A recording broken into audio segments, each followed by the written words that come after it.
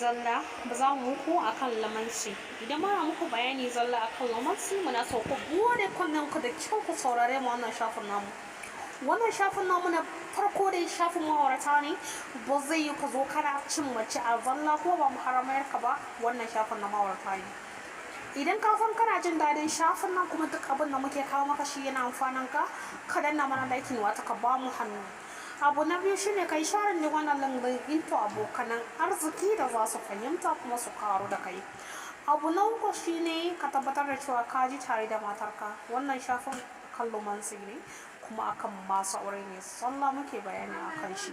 Don haka a kasan comment section din mu kuna iya rubuta mana duk abin da kuke so mu kawo muku a wannan shafin din. Sannan kuma ga subscribe button a gefe, wannan bayanin zalla na masu bibiyar shafin bane.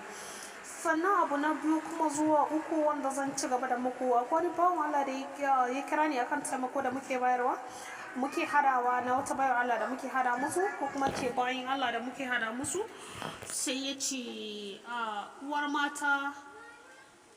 mata kai na kai so na ce mishi no kai dan nan ba kai saka ce zaka ci uwar mata ba, baka da kudin cin uwar mata. Ya ce wallahi to a karshe dai bawan Allah ne dan arziki yana a kasar Nijar, ya ce wallahi wasa yake mani. Na ce to shikenan, na ji na fahimta kuma na gode.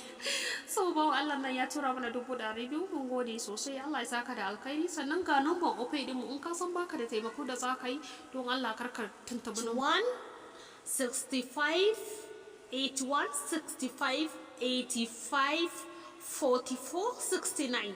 Wannan shine idan ka yi bayani, sannan idan ka tura mana sai ka yi mana magana da shi ta WhatsApp. Idan ba haka ba za mu yi blocking ɗinka idan kai na iska ne, saboda na san mutane yar wannan wallan ka san kai baka da cika hankali ba ka zo zan saka maka hankali cikin kundo. Idan ka san ba taimakon bayo Allah na za ka yi saboda Allah ba, kar ka yi commenting kuma kar ka ce za ka zo ka yi magana da wannan lambarin ta WhatsApp. Ka fahimta? To sannan lumanci abu ne mai kyau ga ma'aurata, sannan a rika yin tsafta, bayan tsafta sai a yi. To domin haka mu da bayan Allah muke mu'amala ba tare da wani abu. Wannan na zo ne musamman domin gaya muku cewa shafin nan yana da matukar amfani a gare ku. Sannan akwai special protocol da za mu fara koya muku a wannan shafin, amma shi sai nan gaba zan gaya muku ku fara ajiye dubun ku 50 ko 30 domin wannan classes ne za mu kama mata da maza class by class. Kar ku ce iskanci za a koya muku, wallahi da masu ilimi muka yi abu, wallahi ba da jahilai ba. In ka san kai jahili ne kar ka ma tuntube mu yawwa. Na fada kuma na sake fada da babban murya. Na barko ni ce da kullum uwar mata, yau na zo da kaina.